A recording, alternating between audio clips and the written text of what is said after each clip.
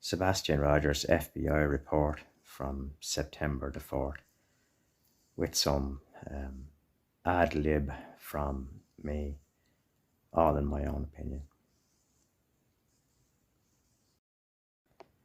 Okay, so it's a while since I did any kind of reading about Sebastian Rogers, and this is the September 4th update from the FBI. So I'll have a little quick read and I'll add to this in my own way. On February 26th, 2024, Katie Proudfoot went to wake up her 14-year-old son for school. To her surprise, he was nowhere to be found. Sebastian Waindrake Rogers had spent the previous day with his mother. The pair shopped at a department store, played video games at a bowling alley, and had dinner at a local restaurant before heading home for the evening. After returning to their home in Hendersonville, Tennessee, Katie and Sebastian prepared for bed, saying good night sometime between 9 and 10 p.m. Katie told us a little bit before 10 p.m. she heard a loud bang coming from Sebastian's room. Well, that was always a thud, but they have decided to upgrade it. But anyway, she also yelled out to ask him if he was okay, to which he responded that he was, said Detective Brandon Carter from the Sumner County Sheriff's Office. She told him to go to bed because they had to be up early the next morning. Well, I'm going to ad-lib here and say Brandon Carter is just not doing his job right, and I don't care what he thinks about that. Katie called her husband, who was out of town in southwest Tennessee for work, and the two of them spoke for nearly 2 hours before she went to sleep around midnight. The next morning was the beginning of what would become a massive search effort for Sebastian. Katie called her husband and told him that she couldn't find Sebastian, that he wasn't in his room or anywhere in the house, said Carter. Katie got into her car and drove around the neighborhood and to Sebastian's school, which was less than a mile away from their house, searching for Sebastian before returning home. During this time, her husband called the local emergency communications centre to report Sebastian is missing.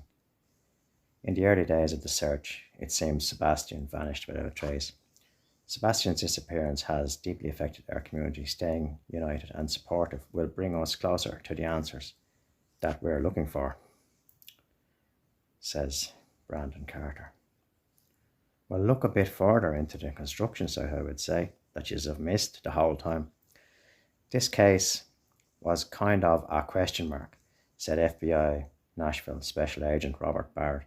Mom wakes up and he is just gone. There's a question mark and we've got to figure out what happened. It's not rocket science, guys. That question mark only grew bigger as the search went on. Sebastian did not take any clothes, shoes, money, food, or his cell phone, said Carter. His cell phone and cash were both lying on the dining room table where they had been the day before when he went to bed. According to Katie, there was a small yellow flashlight that she thinks was missing. But that was the only thing that appeared to be gone from the house. Well, obviously his clothes was gone as well.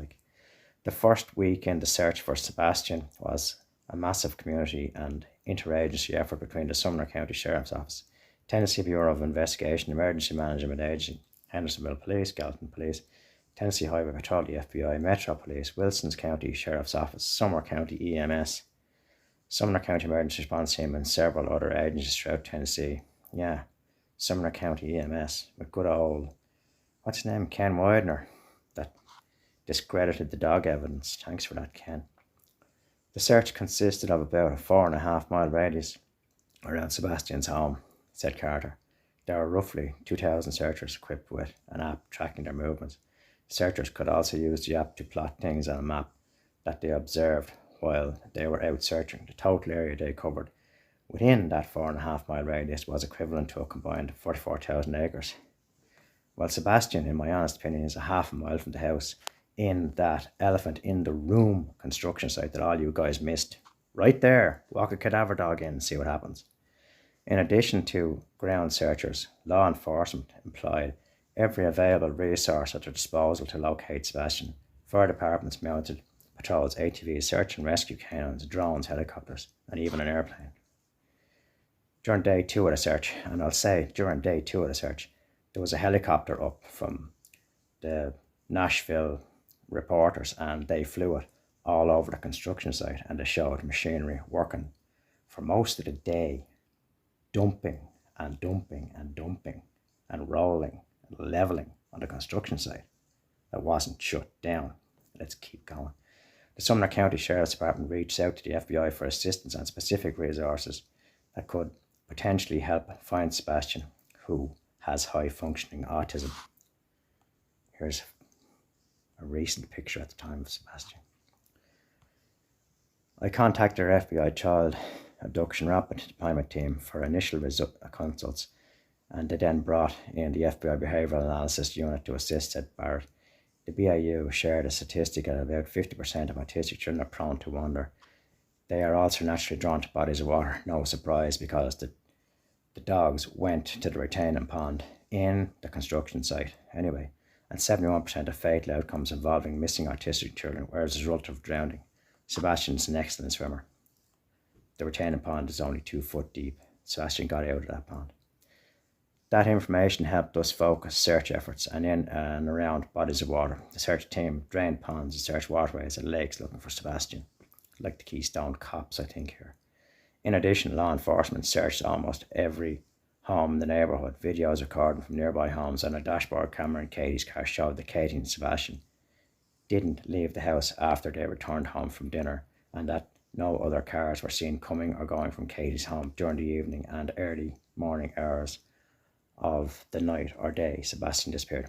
We have followed through on every tip that has come in, said Josh Savley, Special Agent in charge of Criminal Investigation Division of the Tennessee Bureau of Investigation. Some of those tips we continue to examine at a deeper level, but the vast majority we have cleared as either been irrelevant or ended with no results. The lack of answers in the search for Sebastian has pushed the community to widely share the story on online platforms, but law enforcement reminds the public to be wary of misinformation from unverified sources. Yeah, fools that keep going with the misinformation. Anyway, Sebastian's disappearance has deeply affected our community, said Carter. We understand the desire for the community to want answers and for us to explain every step of this investigation, but we can't release all the case details without risking the integrity of the investigation. We ask that the community refocus on what matters most, and that's finding Sebastian. Staying united and supportive will bring us closer to the answers that we're looking for.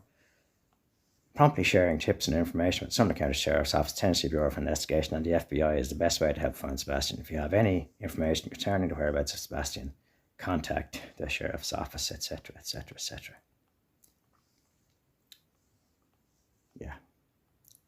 Sebastian was 5'5" and around 110 pounds when he was last seen, in brown hair and eyes that look hazel or brown. He would now be 16-year-old. Yeah.